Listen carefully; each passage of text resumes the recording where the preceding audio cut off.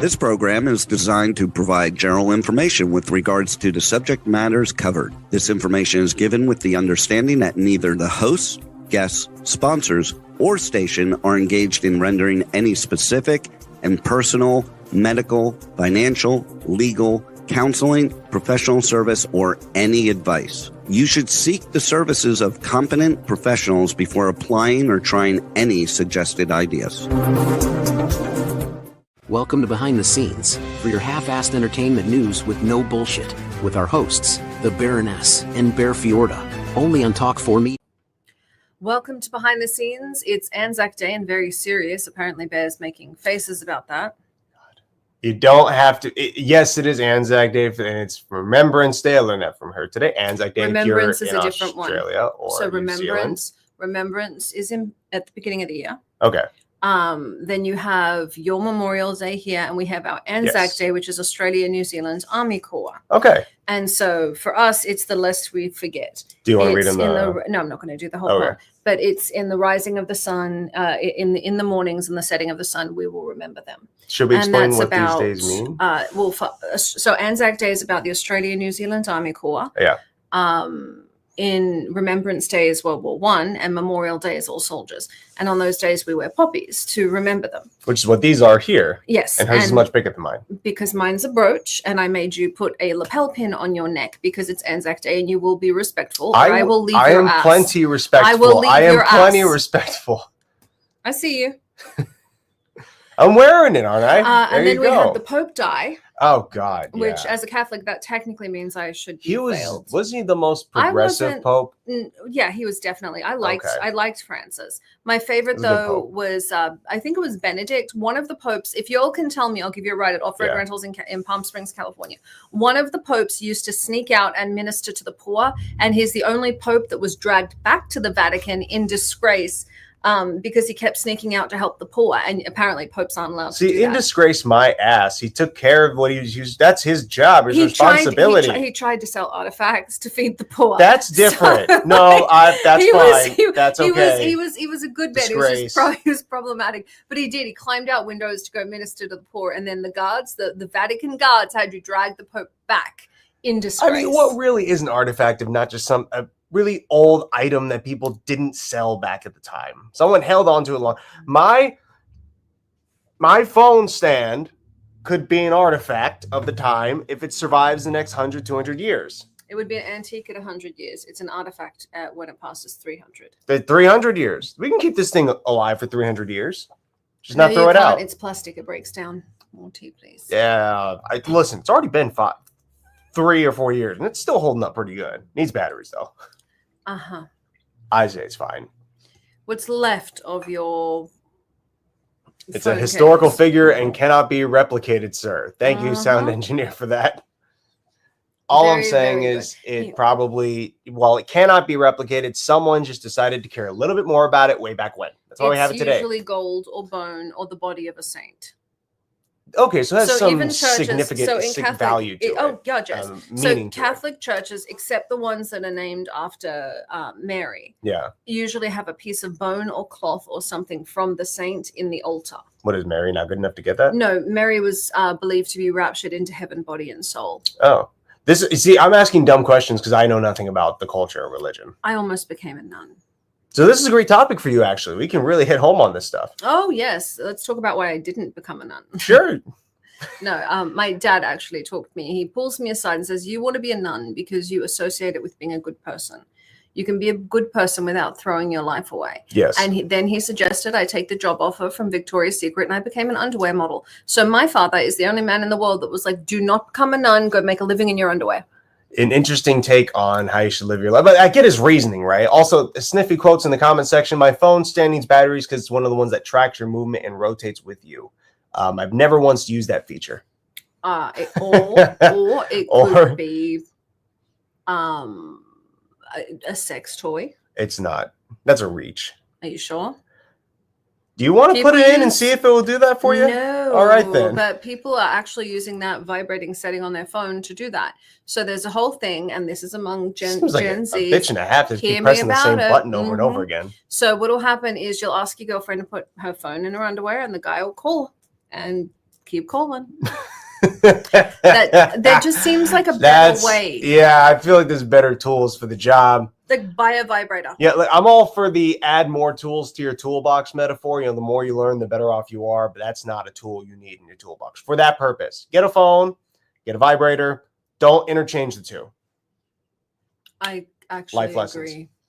What, as if someone would disagree with that. Well, believe it or not, there is a whole movement now saying that the clitoris doesn't exist. That's been around. That's the red pill incel yes, thing. it is. It's a whole thing. And I'm the big thing with the whole clitoris doesn't exist movement now, it's wonderful, is that they genuinely believe that it is a conspiracy by the government. I'm looking at this as we talk.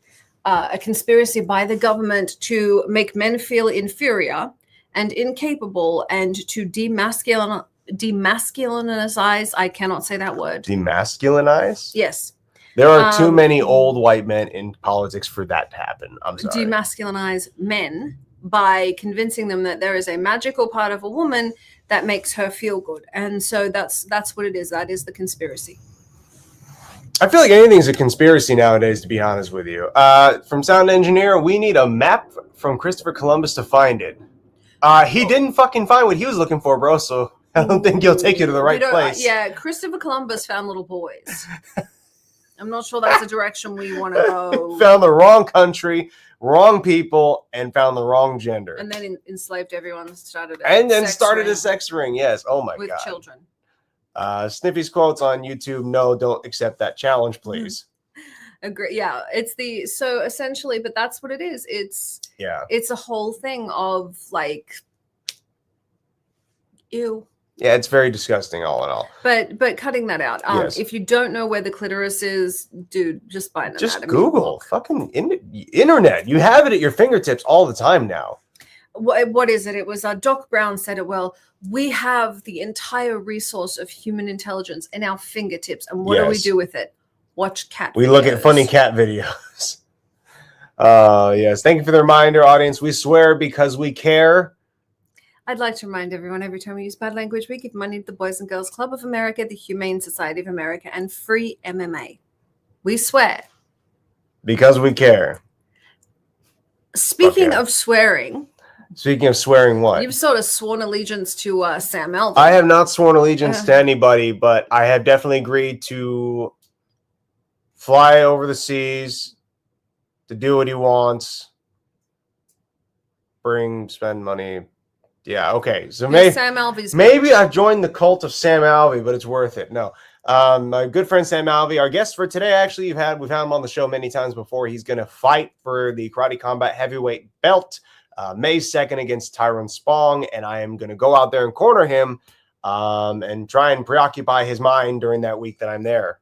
Yeah, so Bear's plan is to bring an Xbox, I guess? Well, I was going to bring a few different things, but I was definitely going to bring a game station. I got to find a way to pack it safely. Now I think about that, unless it gets smashed. And an adapter. We have two. I'm going to need both. I'm going to need to take both adapters with me for this, assuming that we even have the right plugins, honestly. I hope. I don't know. Maybe they have our adapters, actually. Maybe they just use the 3-prong thing. Wouldn't that be convenient? I'm dying. I'm fucking drowning over here and you're saying nothing. I sent you the information on the adapter you would need. Did you? I did. I got a link. In the list of what you're supposed to do. Yes. I sent you a list of what to pack for yourself. Yes, I got that. Including what adapter and the G adapter. And I was very specific. And yes, our adapter works for that. Okay, I'll grab both. Listen, if I can't tell them apart, I'll just grab everything. Drink your tea. Go ahead. Drink your tea and judge me. Judge me with your beautiful gray eyes. I'm judging. You look fabulous, by the way. Thank you. Yes. I look good when I wear morning colors for some reason. I look morning black. Colors? Oh, MOURN colors. Got it. Sweetheart, you shouldn't know how to spell. You're a cage fighter. You're supposed to be an idiot. I shouldn't know how to spell. Many cage fighters are intelligent. We have to be. We have to be smart to not get hurt out there. Really? Why? Because I'd like to be able to speak when I'm in my 40s. I'd love to know simple math when I reach 57. I mean, really, there are a lot of cage fighters that are very, very intelligent. Oh, yeah. Why do you think you guys do tend to you meet the ones that have no IQ or an above average IQ? I never find the middle ground. You know, I think Sam could probably answer that a little bit better, but I think you have to be somewhat intelligent to negotiate your way through these deals and to know who to trust. It takes a certain level of competence, if nothing else, street smarts, to be able to be successful in this. You can't just be blindly following everybody and trusting what everybody says, because somebody's inevitably going to lead you down a bad road. They're going to steal your money. They're going to rip you off. They'll give you bad fights. You have to learn to kind of Didn't you take like a dozen people. bad fights before you learn that? Yeah, but here's the thing. I think everyone who gave me fights in the beginning of my career were very nice people. They were just like, here's a guy who's willing. Here's a guy who's willing to fight. Here's a guy I can't get fights for, and they're the same weight class. Fuck it, let's do it. Now, did they definitely notice like Bear 0-1? This guy 6-2. Yeah, he wants to do it. So it may not have been the best judgment, but I don't mock them for it. I don't get mad at them for it. You took the fight. Yeah, everything I've done in my life. That is everything I've done in my life. No shit, Bear. It's made me who I am today. I'm happy about that. From the YouTube comment section, I do not do food eating anymore because they poisoned me. That's it. They gave me food that made me violently angry when I ate it. And when I tried to eat ice cream to recover, I punched the ice cream container. That was the one chip challenge. I'm never touching that again in my life. I did like when we gave you food at the beginning of the shows to see how you'd react to it. I really did enjoy the one chip challenge. Actually, we do have a PO box. If you guys send foods, we will make Bear eat them. I'm not doing it. Want to bet? 3114 Palm Springs, California. PO box. 3114. Now have it sent from the company. We can't take things from people's homes, but if you guys want to watch him do the one chip challenge again, we can happily do that. He really enjoyed that. Yo, why don't we move on to our next segment of the show so we don't get hung up on this too long? Because we're waiting for Sam. He's here. I know, but I would really like the idea of making I don't want to continue talking about that. I want you to forget that these comments are even here. Guys, if you want him to do it, we can get him to do it. We, of course, have 3114. I like that. You're giving him that. I'm helping him out. I'm saying no, but helping him. I don't really mean it. Special guest, do you want to intro? Yes, welcome to the show, Smiling Sam Alvey. Hello, guys. How are you? Oh, shit, you're driving, bro. Yeah. Oh, I'm always driving. All right, fair enough, man. Where are you headed to? Back to Temecula. I fly out tomorrow morning. All right, right, okay. What was I was going to say? Do you do the promotion days or the media days leading up to the fight? Is that where they're having you go out there now? Yeah, so I always like getting wherever I'm going to fight as early as I can, and it's like a 16-hour flight, so prepare for that. By the way, I have my Switch, so the Switch is like the ultimate gaming system. All right, no worries, man. I just want to make sure I brought you things to do out there. I don't know the protocol. I've taken more advantage of my career than like any fighter. When I get to wherever I'm going, and I've been like close to 50 countries, I experience the country. I don't worry about weight cut. I don't worry about the fight. I go out and I experience Dubai this time. I've been everywhere and done everything. Well, I look forward to it. Have you been to Dubai before? Is this the first time or no? I've been to Abu Dhabi, which is a different city or different state, province, maybe. Yeah. I don't know. Yeah, I've been to the other side of the United Arab Emirates. Oh, okay. Very good then. I'm nervous, honestly. I don't know if it's the cultural thing or the rules or how it works out there. I'm just going to try not to upset too many people and stay real close to you, buddy. They like Americans. You're a dude. We're going to be treated like royalty. Yeah, like you guys are fine. You're Americans and you're male. That's what I got. I was texting one of my good friends. And I asked him like, "Hey, you've been to Dubai. What was it like for you?" And he's like, "You're a guy. Don't be an asshole and they'll love you. That's really it. Just try not to make anyone mad." All right, woo. All right. I was gonna say, can you tell everyone about your upcoming fight? Yeah, so I'm fighting one of the greatest kickboxers to have ever lived in Tyrone Spong on May 2nd. I'll be in Dubai doing it, and it's a fight. It's easily the first or second biggest name I've ever beaten. Rashad Evans has got to be number one. He's UFC legend and Hall of Fame and all that. But Tyrone Spong is next level when it comes to his boxing and kickboxing. He was the guy, he dominated kickboxing, so I said, I'm going to try boxing now. And then he went 14-0 in boxing. Now he's going to try and be a karate champion. And I will stop him. Good. Right. Yeah. Is he fighting to defend his belt or also try and get your belt? Are you both going for 2 championships right now? No, he doesn't have a belt. So I'm going to be fighting. So I'm the light heavyweight champion. I'm going to be fighting for the heavyweight title. So this is for a so the belt's not in someone's possession right now. Okay, so you're both fighting for the heavyweight title. Can you use a bat? Yep. He's a very large man. I'm actually bigger than he is. So really? I would still happily use a bat, but no, I'm bigger than he is. I like that. I think you're only allowed to. These foreigners don't like that. What's that? Oh, I said I think you're only allowed to use like bats and chairs in the WWE. I'm sure that's not like a karate combat thing. If you ain't cheating. Oh, we are. I think Sam's going through a dead zone, unfortunately. I like that. Well, when he comes back, I will say I love that Sam's bigger than him. That's a good thing. Yeah, no, I'm happy. I thought with the heavier weight class he'd be going up in weight, but no, I think Sam being the bigger weight definitely has its advantages. Well, is he bigger weight or height?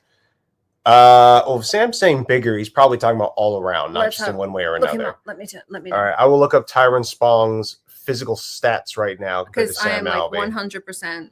We're Team Sam here, obviously. Oh yeah, absolutely. But I'm always Team Sam. That's not really a high bar.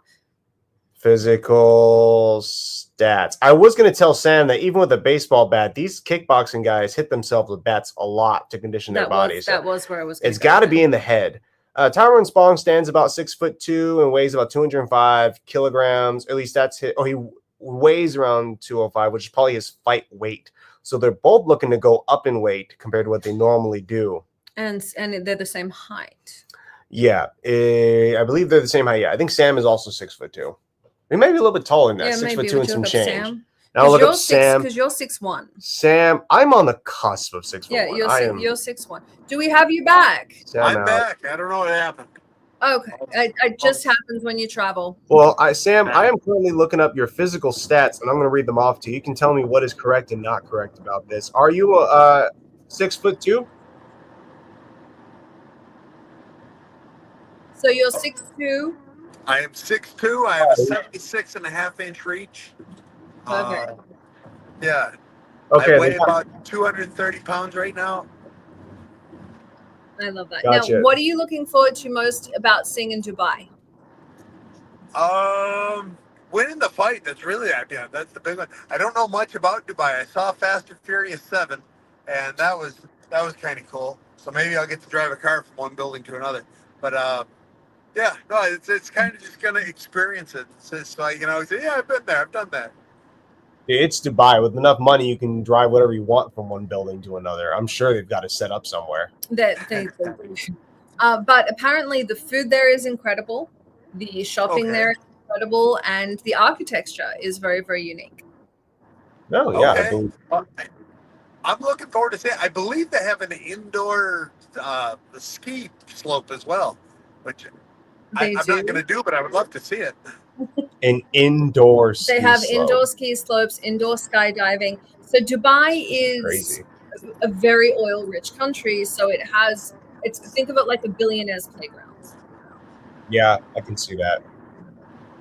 Sam, Go ahead. Not long ago, they were planning on building like a new city made of mirrors, and it'd be like a mile long on both sides, and it'd be its own self-sustaining city. Was their plan? I don't know if it's going to happen, but they're trying. I'm not sure mirrors in a desert's a good idea, just because wouldn't it reflect back and you now have glass sand? Got me. It's the Dubaians' problem. Someone else's. It's not Sam's problem. Neither. Don't worry about that. I like that. Sam, do you consider yourself more like a stereotypical tourist when you go to these different countries, or do you kind of play it safe, stay in the hotel? Oh no, I am an easily taken advantage of tourist anytime I go anywhere. Excellent. Oh yeah. My wife. She lived in France for most of a year. And I got to go over there and visit her, and she was damn near kidnapped. Some African fellows wanted to give me enthralled at this wristband as they separate. I very much go with the flow. I like that. Very nice. So if we can avoid you two not being kidnapped, that would be good. Yeah, though I'm not admittedly, great at kidnapping, I cannot imagine someone trying to kidnap Sam. That would be a very dark day for them. Yeah, I've done the math, and depending on the size and how trained they are, I'm sure I could fend off 4 or 5. Yeah, it's. Wait, I think you'll be okay. I would think they do it at gunpoint. They wouldn't just walk. They're not just going to walk up to Sam and grab him like, "You're coming with me now, big man." Like, it's not. It's got to be something to entice Sam to walk with them. Yeah, that's a valid point. Like, it was, you're not an easy mark. I'll give you that. You are not a small man. Sam, what was preparation for this fight like for you? Did you do anything special? So I did most of my camp out in Tennessee with my team at Guardian and Militia, and I just needed bigger guys. I need some guys to beat me up, so I came out to Team Quest in California, and then went out to Extreme Couture in Vegas, and I just got all the work I think I'll ever need. They just beat me back black and blue, and I gave back as best I could. Yeah, I did catch that video you posted about it, talking about how even at your current age of 38, 39, that you're still able to push it with these younger competitors and how they can give you such a good run. Yeah, people ask why I'm still fighting. I said, because I'm still one of the best in the world. Yeah. Yeah, I know I could walk into any gym in the world and be the best or one of the best fighters there. And Extreme Couture is the gym that has everybody that is a member can be that guy, can be one of the best in the world, that is one of the best in the world. And as long as I have this gift, as long as I'm not getting injured, as long as I can go out there and make a living doing it, I plan on doing it. I think that's brilliant. And it's funny.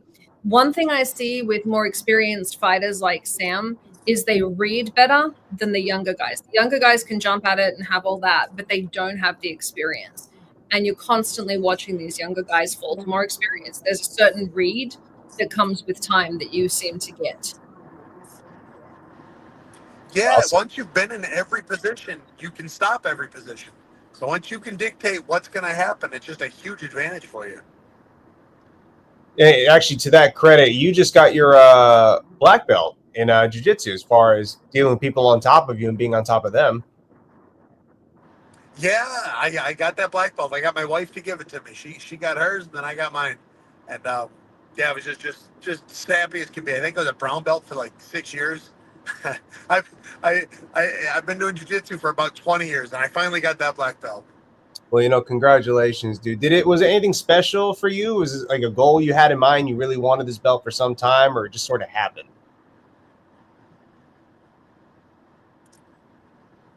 Did you? I think we cut out. Yeah, I think we cut out. Okay. He's on the road. So with your fight coming at Karate Combat, you've got, this is, I mean, a huge, that will put you as the belt holder in 2 different weight classes.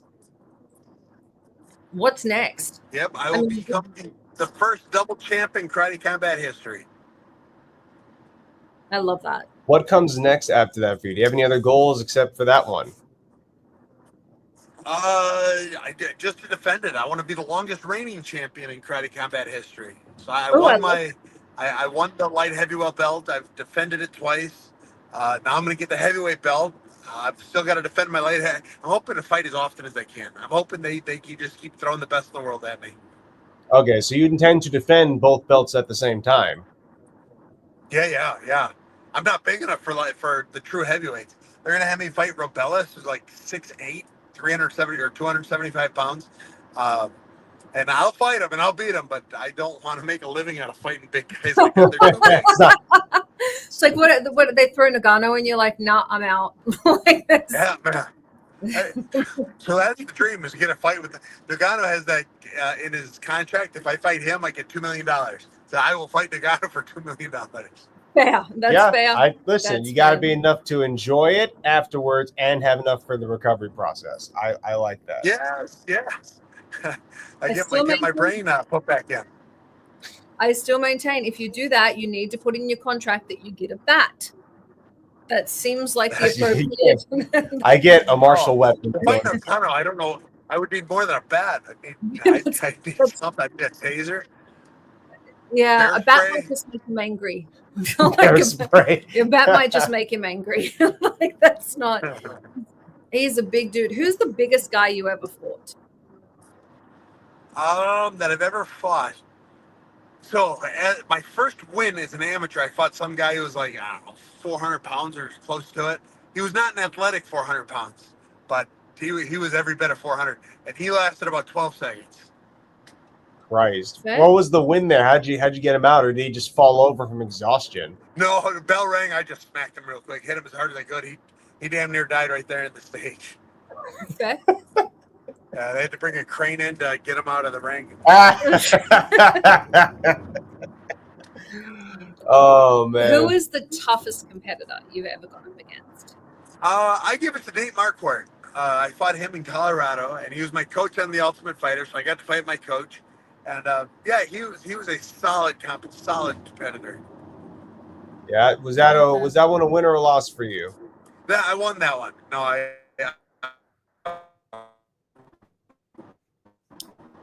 I think we are cutting out a little bit, but I would encourage everyone to go look up that fight. Yeah, it is Sam a Alvey really, versus really Nate good. Marquardt. It is a really good fight. So very good. Yeah, I love that fight. It was just he's a good guy too. I still keep in contact with him. He was I really enjoy it. And he was the king of pancrase before the UFC was the UFC. Right. I like that. Truly an accredited man. A lot of accolades there. Now, you were on Ultimate Fighter. You married America's Next Top Model. You have done TV shows. You've done commentary. You've fought everything. Is there anything in the world you still want to do? Because it seems like everything you've set your mind out to do, you've done. I'll be president someday. I'll be president someday. So that's on the horizon. President Smiley. I like the sound of that. I like that. President Smiley, Sam Alvey, and you're building the online following to do that. You're going to have a baseline amount of votes no matter what because of that. Yep. I hope I'm leaving a good impression of people. I enjoy what I do, and I know I couldn't have done it without any of them. Right. You know, we were actually at the gym making videos together down in Temecula where you're headed now, and you've spoken with a younger female fighter about building the media presence. You were really adamant about it, actually. Is there a reason why you think it's so important that competitors nowadays have that? Yeah, Conor McGregor kind of changed the game, but then Jake Paul has taken full advantage of it. Yeah. You can be terrible, but if you have people that'll pay to watch you fight, everybody wants you. Like the sport isn't so much finding out who's the best; it's getting people to tune in to watch, and then saying they're the best. So if you can build that social media, it's just a huge enticement for promotions to put you on. I will say the thing that I find that you've done that is incredibly intelligent is every guy I see now is a Conor McGregor wannabe. They try and play tough. They try and mouth off. You have your own personality and you showcase your own personality on social media. And I think that's what's led to you being so popular is that authenticity. People love it. Yeah, I tell people, I said, don't be Conor. You can't be Conor. Don't be Chael. You can't be Chael. Just be you, just a little bit louder. If you're known for smiling, smile a little more when the cameras are on. If you're known for this, do that. Just be you, just louder. I like that. That was really, I'm taking that next time I have to lecture. Just FYI, I was in my next TED talk. That's going in. I like that. That's good advice. We had a comment here in the section that says, from Provable Gaming, I think I could beat Sam in a one-on-one match as long as there are hot girls watching. And it gave me the idea, is there something that especially motivates you? Hang on. Sweetheart, it does not matter how many hot girls there are. It does not matter if you have the hotter. You could have Sabrina Carpenter there. Sam will kill you. In front of her. It's not going to work. My wife is hotter, and she's at every one of my fights. That's true. That is very true. That is true. You literally married one of the hottest models in the world. Yeah. I've always got hot girls watching me fight. Yep. There you go. Is that what I imagine she's one of your motivators, but are there other things that motivate you to work so hard towards winning your fights? The paycheck. The paycheck is probably the number one thing. That is bloody good incentive. Yeah. If I didn't do this, I'd have to have a real job. And Lord knows I don't want that. Did you have any work before becoming a fighter? Because you were fighting for a long time. You were young when you started. Yeah, so you don't make any money until you're in the UFC. I've been fighting for about 20 years. I was in the UFC for 8 years. So all of the time before the UFC, I was completely poor and broke. I had 3 jobs at any given time. You had an option. You could train or you could sleep, and I had to train. And that's just the way it is. And it's not just me; it's for everyone because there is no money in the sport until you have money. Um, that was the gig. Is you get up, you go to one job, you go to training, you go to the next job, you sleep for 30 minutes in your car, and then you go to the third job, and you repeat it every day until you make it. And that's just the way it has to be. I think that level of dedication, though, is what makes somebody, whether you're a fighter, whether you're an actor, whether you're a model, whether you're anything, that level of dedication is what it takes to be an expert, is what it takes to be a star. I mean, you have to be willing to put in that work, and not many people are. They want the accolades, but they're not willing to go to 3 jobs, sleep in their car. They're not willing to put in that work. Yeah, I came up with this a while back. I was actually on an Ariel Helwani show earlier this week, and I got to say it on a big platform. There are 4 things that'll ruin any man's career. It's work, women, wine, and weed. If you can stay away from those 4 things, and you can't stay away from work. Work is the one you have to do. But if you stay away from those other 3 things, you have a much higher success or chance of success. If you can find a good woman, which is hard to come by in the fighter realm.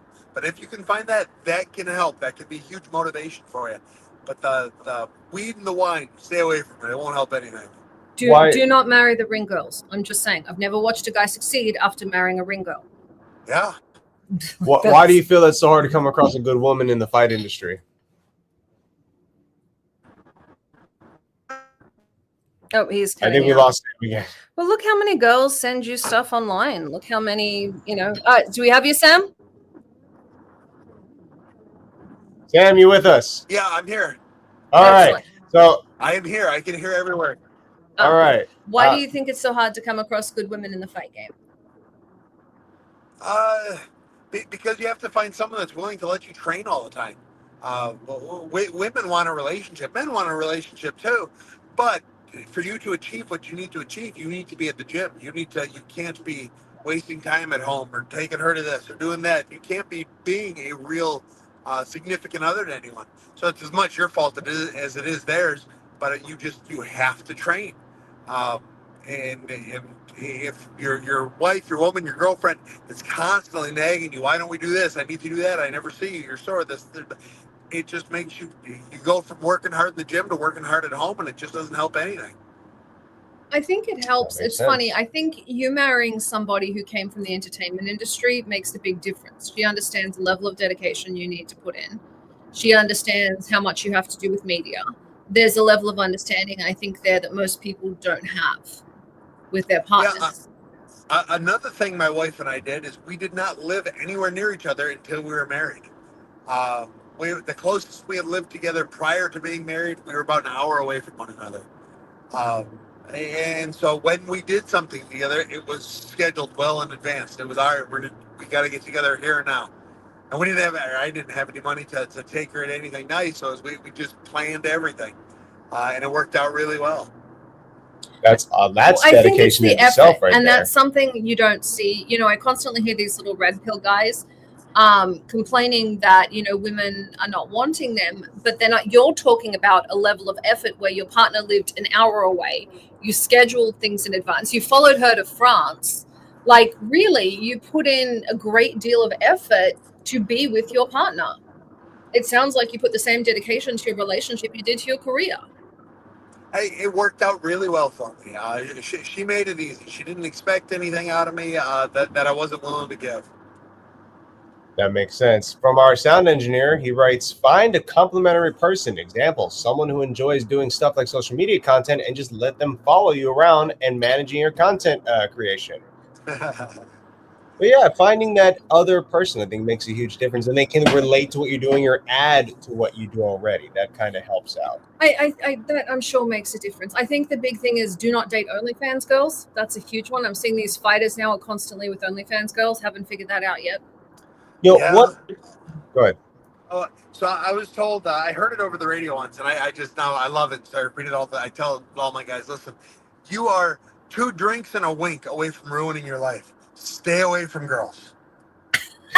Sorry, I just choked. That's 2 drinks brilliant. and a wink. 2 drinks and a wink. That's, yep. That makes sense. Because especially if you're an up and comer or she sees a dollar sign on you, that girl's going to be pregnant very quickly. Yeah, and I stay away from girls. I stay away from anything that might get me into trouble, because I understand 2 drinks and a wink. I don't even drink because I don't want to worry about that part of it. Makes I like sense. that. You know, this has become more like a dated by Sam Alvey show, but I'm curious now, what is your take on fighters dating each other in the circle? So like your male fighter, female fighter kind of interaction. I don't know that I've seen it happen. I'm sure it has. I just haven't seen it. Like, there are so few female fighters out there. It's such a I mean, it's a niche sport for dudes, but it's like non-existent for women. Got it. So it's not something that happens all that often. You'll see, probably in the jiu-jitsu realm, you'll see guys and gals, making, cutesy eyes, rolling with each other a little longer than they should. Every now and then, and if it works out, fine. If not, one of them's going to end up leaving the gym eventually. That's interesting. That's I like fair. that. Now, you have one of the longest and most successful relationships in entertainment, not just in sports, in entertainment. What advice would you have for the young guys out there? Find a supermodel who's smarter than you and then marry her. Okay, Sam, only you could do that. That's not normal. Only you actually did that.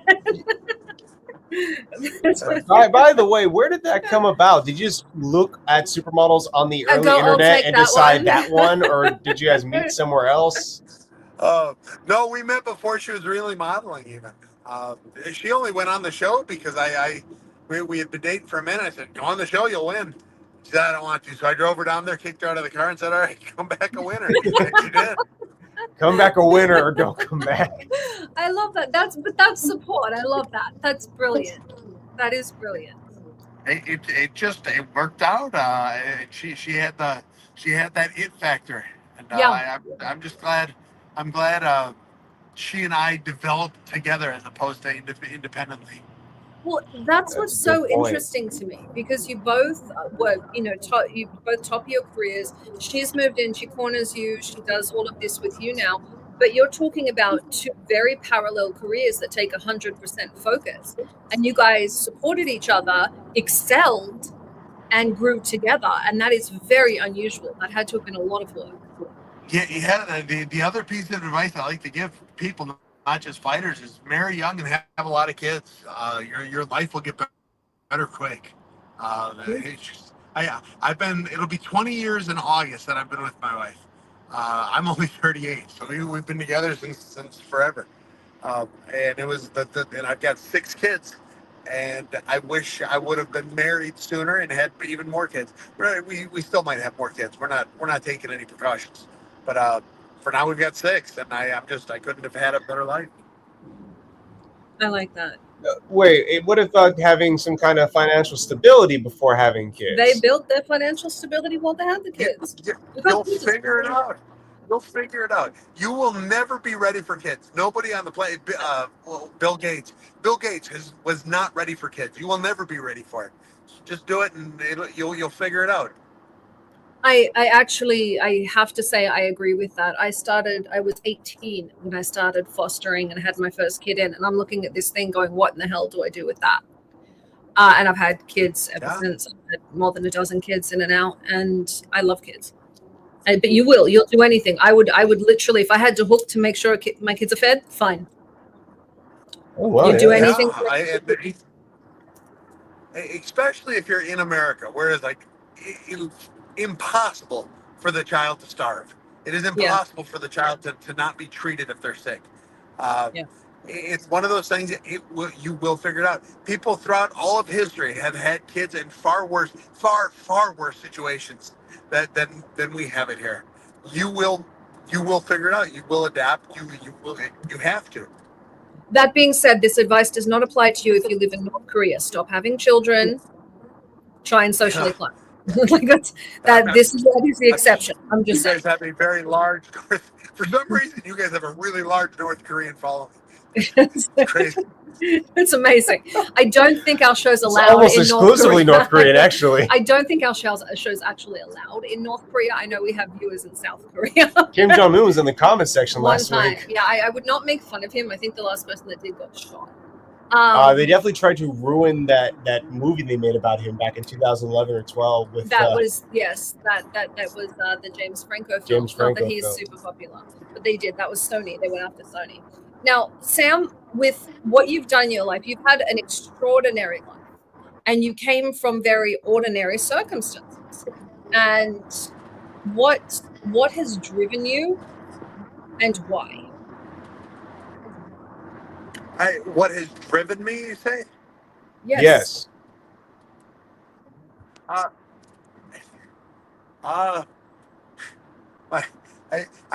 guess I don't know. It's just who I am. Everything I've done, which is really, there's only two things that I've really dedicated myself to. It was I played the trumpet, and then I started fighting, and I was just all in. I never did anything halfway. I never particularly had that drive to be the greatest fighter in the world until I started fighting. So, I can do this. It's great. Trumpeting, I was never had the drive to be the greatest trumpeter in the world. And then I started doing it. I said, all right, I will be one of the best. And had trumpeting paid me anything, I probably would have still been doing that. But fighting said, hey, we'll give you $200 to fight for us. I said, all right. Then I dropped the trumpet and never looked back. That's how Bear went from music to fighting as well. Like this, are they just stealing musicians? Like, is this how this works? That gives me so much more credit than I deserve. It wasn't I was doing great at music. I word on the street bearers, you're like a freestyle master. He's a singer, and he does the rock like definitely not a rapper. No, his rap's terrible. So in your case, trumpeting is something. Is it something you still do and enjoy? Do you still enjoy music? I don't play. I mean, I could still stumble my way through a song or not, but I was really good. And then fighting said they'd pay me. I said, all right, well, guess I'm doing this now. And I set the trumpet down. And like I said, I can still play, but I used to be able to play for hours. Now it's like minutes before my lips burn out. It's a skill that I can always remember, kinda, but I'm not nearly what I once was.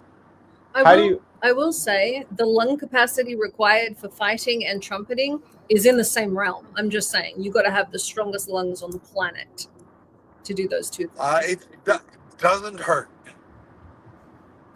Do you feel that along with trumpeting, anything else that you've done prior to fighting or adjacent to fighting has helped you in your fight career? I watch a lot of Ninja Turtles prior to fighting. So that was probably, like, some people would think Dragon Ball Z. No, I was on Ninja Turtles. Ninja Turtles what got me into combatives. Who is your favorite Ninja Turtle and why? Donatello. That Donatello is. It's so if you remember back in the original NES Nintendo system, there was the Ninja Turtle game, and the game was damn near impossible to beat. Like, you can't beat it. But Donatello gave you the best chance because his bow staff was 1 pixel longer than everybody else's anything. So that was Donatello. He was just the best character in the game, so he's my favorite character now. I feel so stupid. I was always into Michelangelo. That was Michelangelo's fun. He's okay. None of them are bad. It explains my butt getting kicked. It's like when you play Mortal Kombat. Always be like Sub-Zero or Scorpion. That's it. Ranged fighters. We have one more question down in the comments, and they're asking for relationship advice, Sam, and they want to know if someone tells them that they're like a brother to them, what should he do to try and get the girl? Is that a brother from Alabama? I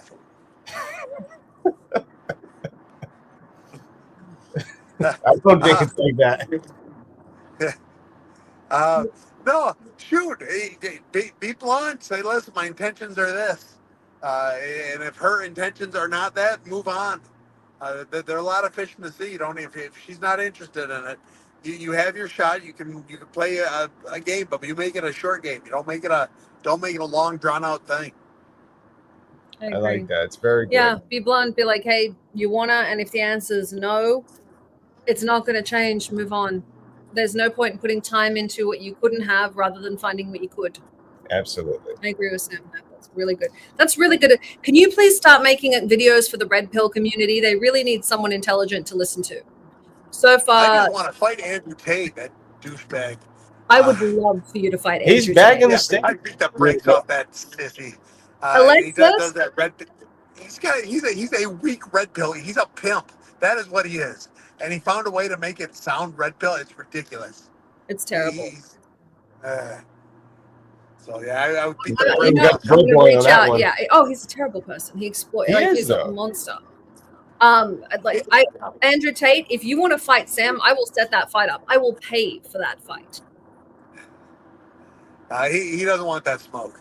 No, he won't fight anybody. It was like when Joshua Fabia was telling everyone he could, he was teaching Diego and could beat up Diego. No, Joshua Fabia wouldn't fight anyone either. There are just guys that are all talk. Well, we'll drop this as a smack talk to him. This would be like the trailer.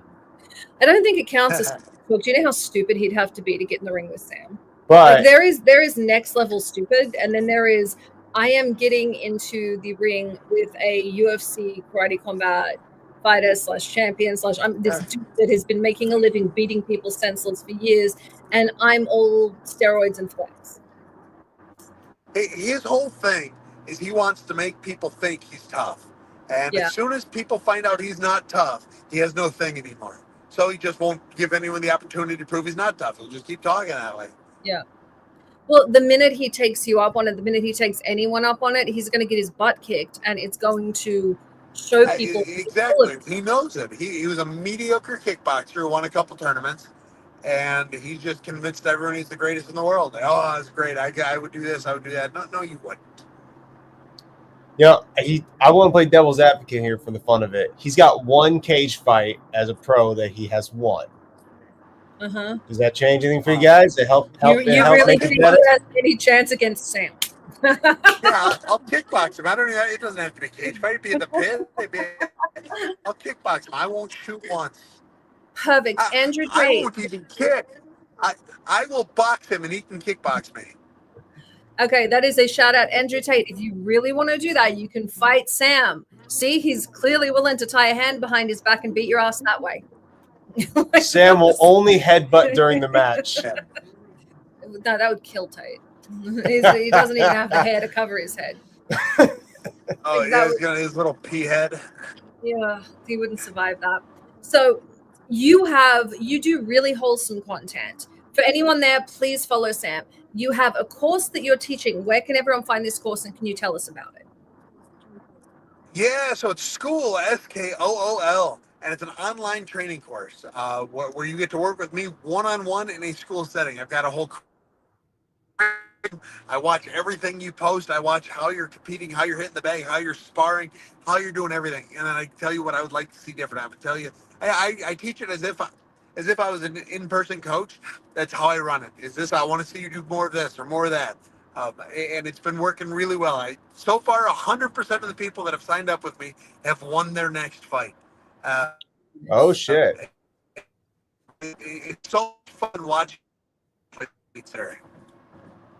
I love that. How do you feel that this online training, as far as like where you want to take it to? What do you have a next goal for it?